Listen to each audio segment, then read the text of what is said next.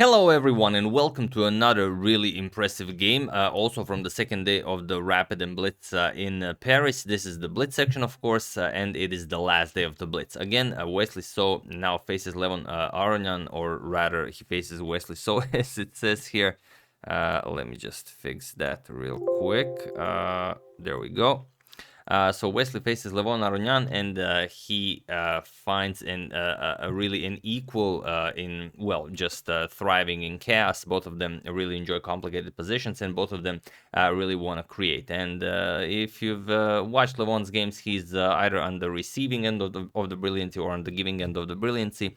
But there is always a brilliancy involved, and this game is no different. So let's see what happens when two players who love to complicate meet over the board, or or online, but in this case over the board. So here Wesley with the white pieces opens with d4. We have knight to f6, c4. We have e6, knight to f3, and d5. So just a normal queen's gambit. Decline, knight to c3, and bishop to b4. The Ragozin defense is on the board. We have queen to a4 check, and now black has to block with the knight, so he doesn't lose the bishop, and e3 now. And this is basically every fourth game we cover is this opening. It's very popular. We have castles, bishop to d2, and now d captures on c4. Bishop captures, and bishop back to d6 now. So black wastes the tempo to bring the bishop back. If white decides to castle kingside, the bishop will be very useful there, and so white wastes the tempo to shift the queen over to c2. Then the bishop can retreat to d3, and you're going to put some pressure on black's king side. And here black plays a very principled move. White king is still in the center of the board, and he strikes in the center with e5. You want to open up the position so you can start an attack against the white king if the king remains in the center of the board.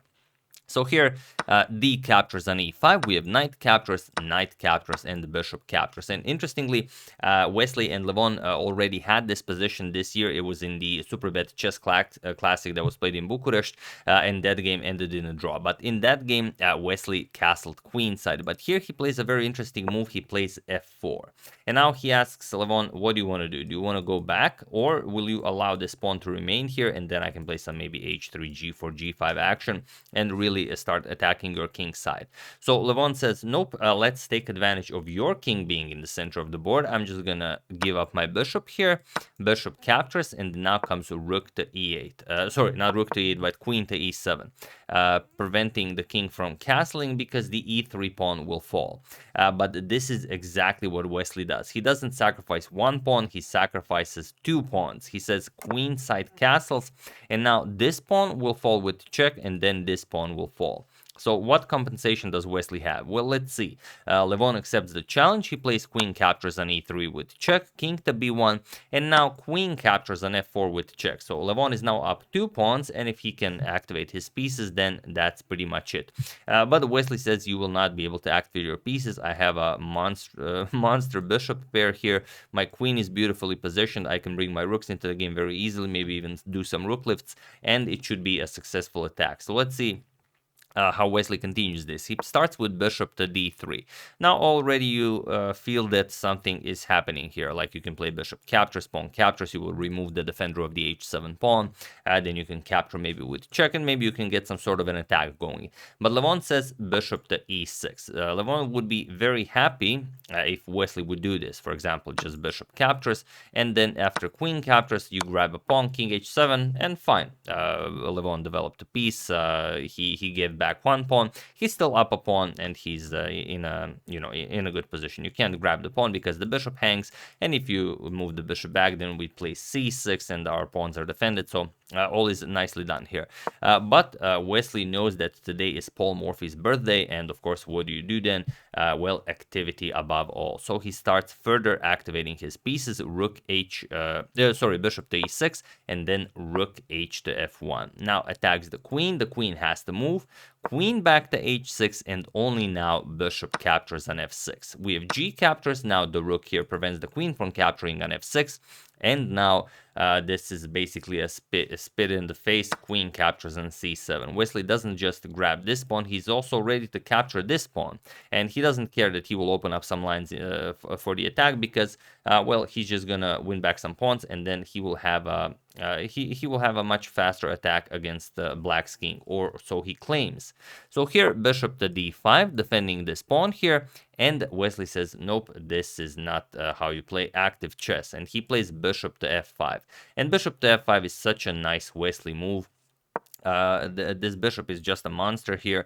It frees up the d3 square for the rook. You can't do this rook lift because the bishop is guarding the f3 square, but now rook to d3 is coming, and then rook to g3, rook to h3, all this becomes possible. So here, you can't, for example, if you play bishop to g2, obviously you don't want to open up lines in front of your own king, just rook g1, and that's it. If you defend it, we can just play we can just bring the queen back, queen c2. Now with a double attack here, we defend our bishop, and the black will lose this very easily. So after bishop to f5, we have bishop to c6, now also as the bishop was under attack on d5, and now comes rook to d3. And now, what do you play here? The position is so bad for black that there is only one move Levon can play not to get it destroyed here. So instead of finding a move that wins for Wesley, try to find the only move that doesn't, gets completely destroyed for Levon while I give you a couple of seconds. So for those of you who were able to do it, congratulations on not playing rook f to e8. This is a move you want to play, but this is the move that in this position simply doesn't work. And for those of you who found rook 8 to e8, then congratulations, this is the move you have to play. It's not the move that Levon played, it's just the move you have to play. Point is that after this rook moves here, then the idea that happened in the game doesn't work. But you'll see why. Here, for example, rook g3 check, king to h8, and then rook to h3, now attacking the queen. And after the queen moves, we're just going to capture on h7. Queen to g5 now, rook captures on h7, king to g8, and you are safe here. There's no way for white to continue the attack. White might try rook to h3 to win the queen with rook to g3, but now you have rook to e3, preventing this. The queen is now guarding the e3 square. So if you found this, then really congratulations, you are an impeccable defender of crazy positions. However, Levon played rook f to e8, and this is such a natural move to make. You don't want to box your king in the corner of the board. You want to allow him to have at least one more option, and that is king to f8. But this has one huge drawback, and that is that the f7 pawn is no longer defended. And it seems like why would you defend the f7 pawn? Well, that's how chess works. Here, Wesley went for rook to g3 check, and now the problem is you no longer have this, because now rook h3 attacks the queen, queen g5, captures with check, king here, and now the rook does not defend the f7 pawn. Queen captures on f7 would be checkmate. So instead, after rook to g3 check, king to f8 was played. That's why Levon moved the rook, so he can play king to f8. But now comes the true beauty of the position, queen to d6 with check. And the black king has no moves. You have to block with the rook, but now comes rook to e1. A second attack on the rook here. Rook 8 to e8, now defending the rook, but here Wesley just played rook g to e3, and it was in this position on move 25 that Levon Aronian resigned the game, as there is nothing more to be done here. There is no way to defend the rook. We're just gonna capture it. Giving up the queen would be pointless. You still can't capture with this rook. It's pinned. And even if you try something like queen to g5, maybe saying that, okay, if captures, maybe I can pick up this bishop with check. Just g4, white would laugh in your face, and that's it. There is no way to defend this. You're just gonna suffer a severe material loss. So after rook g to e3, Levon resigned the game, and yet another masterful game played by Wesley So, who once again managed to create chaos from a position both of them know extremely well, and they've had it on the position on the board this year. But Wesley found an improvement. He was able to complicate things, and Levon simply enjoyed it too much, and then he got carried away. Played freed up the wrong rook, and this is the result. But really incredible stuff. And I might even use this for the thumbnail of the video. So yeah, there you have it. Hope you guys enjoyed it. Wesley still leading the tournament. I don't know if it's still, as d.o.o is very close, and they're still playing while I'm recording this. But if nothing changed, then Wesley is still leading the tournament. So, hope you guys enjoyed it. Really an incredible game. I would like to thank Abdulaziz Abdulagani, James O'Toole, Philosophical Questions YouTube, Eric Labelle, and Alexander Williamson for a contribution to my channel. Thank you a lot. I really appreciate it. As usual, you can check 2 of my previous videos here. Thank you all for watching, and I will see you soon, continuing the coverage of the Morphe saga, indeed, checking up on your wonderful suggestions and whatever else happens in the chess world.